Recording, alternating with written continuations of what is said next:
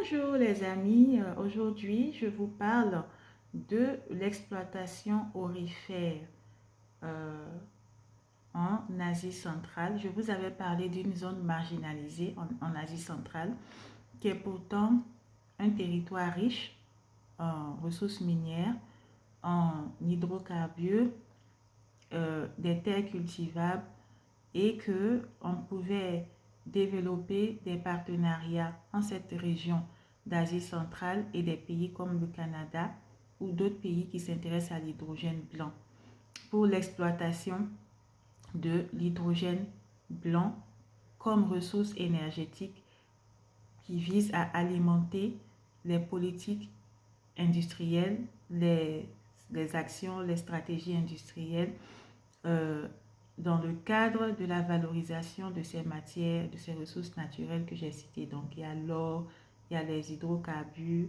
mais je me suis appesantie sur l'industrie pharmaceutique avec la plante Artemisia annua.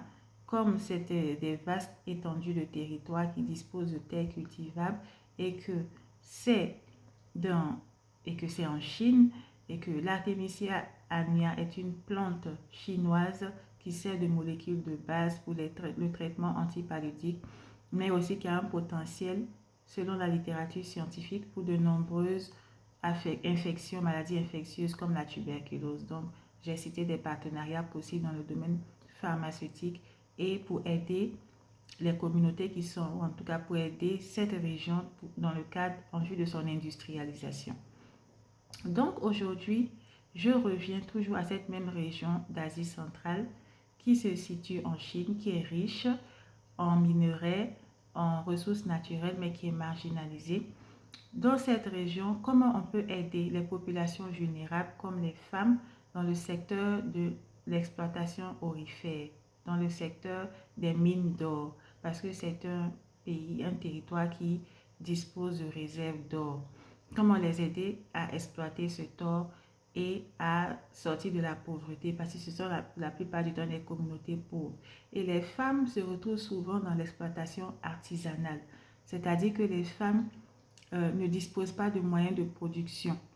Elles sont souvent exploitées de, euh, dans le cadre d'activités artisanales qui les mettent en danger elles-mêmes parce que ces activités artisanales utilisent des produits comme le cyanure, comme le mercure et c'est souvent leur paillage par dragage ou même en tout cas qui utilisent des produits dans le cadre d'activités d'exploitation qui ne respectent pas les normes environnementales et les normes pour leur santé à elles-mêmes.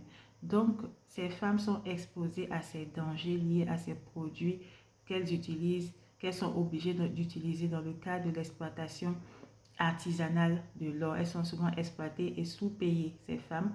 Et c'est partout pareil, hein, les femmes qui sont dans le domaine de l'exploitation de l'or, souvent elles sont dans le domaine artisanal, elles sont sous-payées, elles utilisent des produits dangereux et elles sont exposées à la violence sexuelle parce que des fois elles sont victimes d'exploitation sexuelle aussi.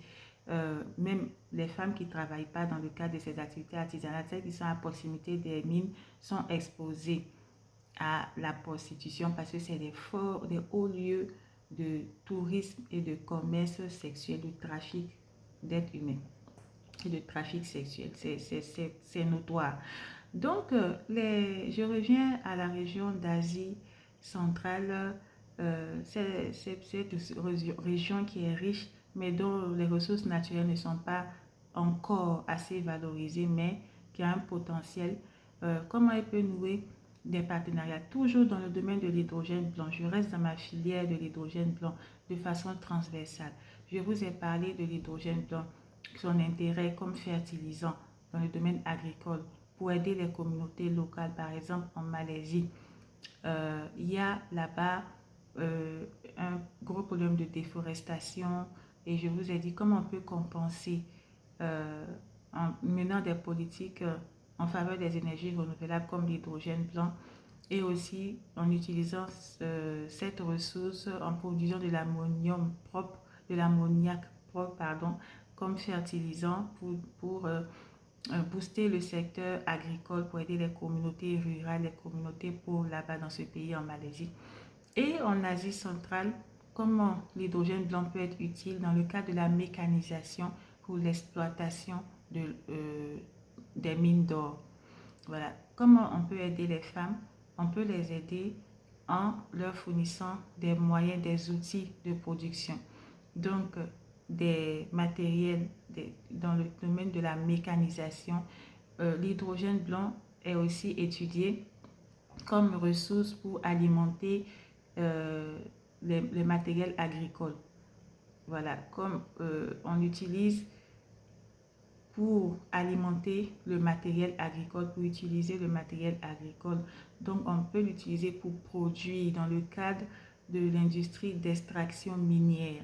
Donc, les partenaires qui veulent aider les femmes dans ce domaine, pour le Canada, c'est un pays qui s'intéresse beaucoup à l'hydrogène blanc et qui a une projection ponctuelle dans la région Indo-Pacifique, qui cherche à nouer des partenariats avec ces régions, ces zones stratégiques comme la Malaisie, comme cette région de la Chine qui est riche en ressources minières, en ressources naturelles.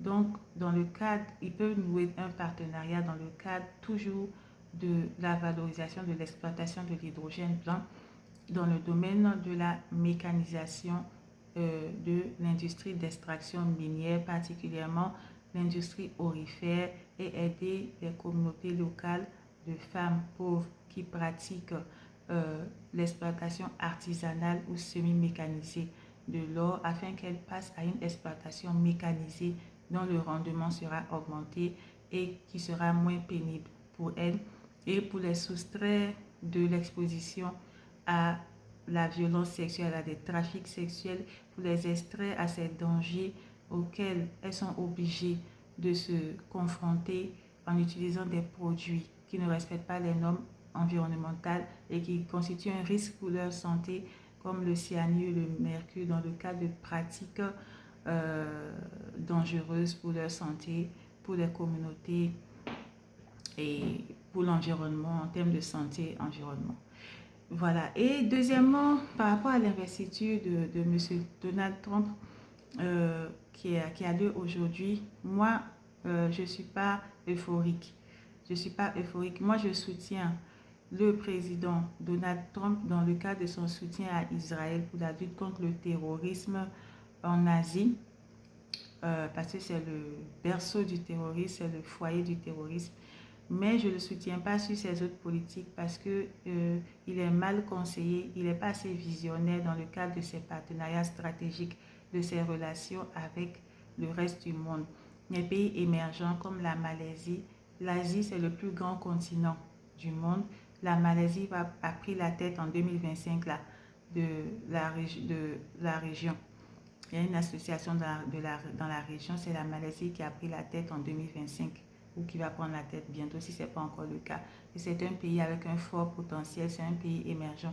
Et cette communauté que j'ai citée de la Chine, enfin cette région de la Chine qui est riche et qui est marginalisée, tout ça ce sont des pays émergents avec lesquels des pays comme le Canada qui ont une bonne politique diplomatique, ils ont l'intelligence politique, je dirais, de développer des relations avec ces régions, avec ces pays émergents, parce qu'ils ont compris que les États-Unis ne peuvent plus avoir le monopole du leadership des questions internationales, qu'elles soient sécuritaires, économiques, sanitaires, etc.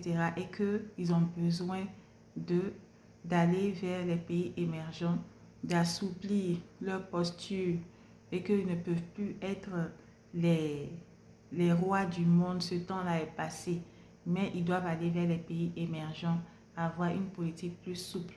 Donc, à condition que M. Donald Trump aborde une politique plus pragmatique à l'endroit et tienne compte des réalités des rapports de force dans le monde, je ne suis pas enthousiaste par cette investiture.